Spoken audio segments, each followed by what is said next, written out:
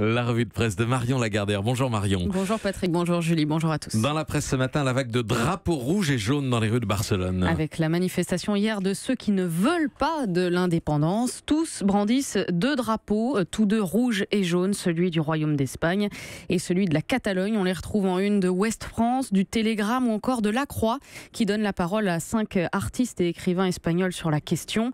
Les Antilles se réveillent, titre Libération. La fierté espagnole défile à Barcelone, ajoute le journal de Perpignan, l'Indépendant catalan. Pour le Figaro, c'est le sursaut des partisans de l'unité, le journal qui prend parti sans hésiter pour Madrid. Basta, lance Arnaud Delagrange dans son édito, espérant que le cri d'alarme des milieux économiques puisse calmer les ardeurs indépendantistes. Dans Midi Libre, on est plus prudent. Reportage dans les Pyrénées-Orientales, en Catalogne du Nord, où la population hésite entre sympathie et inquiétude pour le voisin espagnol.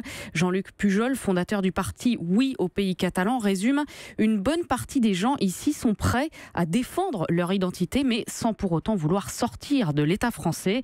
Une explication peut-être, si la Catalogne est la région la plus riche d'Espagne, conclut le journal, les Pyrénées-Orientales comptent parmi les départements les plus pauvres de France. Autre thème en une de la presse, le mal-être au travail. Oui, puisque la semaine du bien-être au travail commence aujourd'hui et de nombreux journaux s'emparent du sujet. C'est le dossier du Progrès et de l'Alsace. Pour l'illustrer, en une du Dauphiné, on voit un homme en chemise-cravate derrière un bureau rempli de dossiers. Il a enlevé ses lunettes et se frotte les yeux tête basse. Mais à lire la légende de la photo, ce n'est pas tant l'état de santé des salariés qui est au cœur du sujet. Absentéisme, maladie, burn-out, ces symptômes coûtent cher aux entreprises, écrit le journal. Même chose en une du Républicain Lorrain qui titre sur la facture salée du mal-être au travail. Un salarié démotivé, c'est d'abord un salarié moins productif. En page 2, le quotidien explique que pour l'entreprise, le coût du mal-être par salarié et par an est de plus de 10 000 €. Interview de l'économiste Jean-Claude Delgenne qui rappelle que c'est surtout la sécurité sociale sur laquelle cela pèse. Il faudrait que les entreprises s'engagent sur la qualité de vie au travail, dit-il, mais on en est encore loin. La première urgence des managers, ça reste l'hyper-concurrence. Sinon, pour être en bonne santé et avoir la super pêche, vous pouvez essayer d'être chef. C'est le conseil de Sciences et Vie qui explique, graphique à l'appui, que plus l'on est haut placé dans la hiérarchie, mieux on se porte.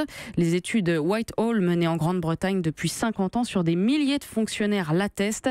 Le directeur est en général en meilleure santé que le chef de département, lui-même en meilleure santé que le chef d'équipe, et ainsi de suite jusqu'en bas. Pourquoi ? Eh bien, principalement à cause du stress, explique l'épidémiologiste Cyril Delpierre.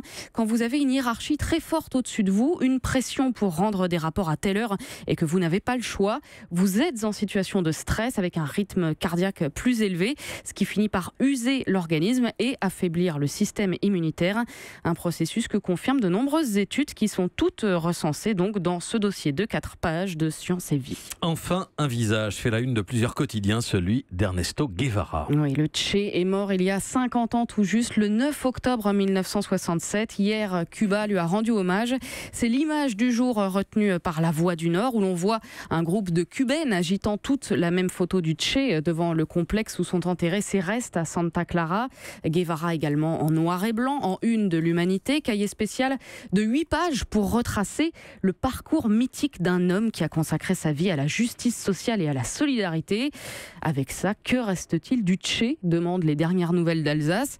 Que reste-t-il de la révolution cubaine ? Préfère Le Monde diplomatique qui propose un reportage éclairant sur Cuba aujourd'hui. Renaud Lambert raconte les conséquences de l'actualisation du socialisme voulu par Raúl Castro. Il décrit ces restaurants privés bourrés de touristes où le mojito coûte la moitié d'un salaire cubain.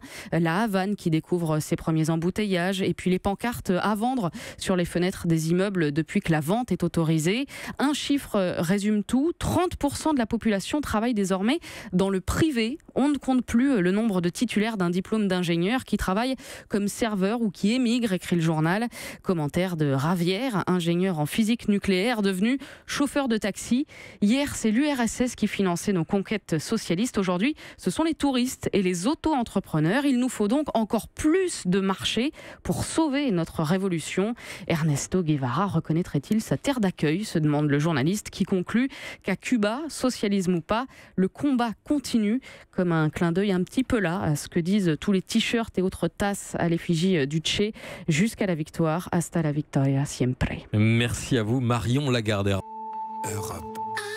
Europe 1.